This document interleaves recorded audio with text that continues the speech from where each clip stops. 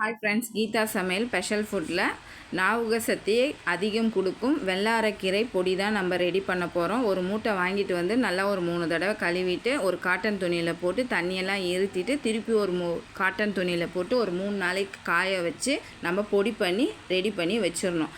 அதுக்கப்புறம் இந்த பொடிக்கு எவ்வளோ தேவையோ அந்த பொருளெல்லாம் எடுத்து நம்ம நல்லா மணம் வர வரைக்கும் வறுத்து எடுத்துட்டு வறுத்த பொருளை நல்லா ஆற வச்சு நல்லா ஒரு 80% அரைச்சிட்டு அதையும் ஆற வச்சு நம்ம பேக்கிங் பண்ணி அவ்வளோ ஒரு சுத்தமாக தரமாக தரோம். கண்டிப்பாக வெள்ளரிக்கீரை ஞாபக சக்திக்கு, கர்ப்பப்பைக்கு, அதுக்கப்புறம் ஸ்கின் அலர்ஜி, ஹீமோகுளோபின்க்கெலாம் ரொம்ப நல்லது.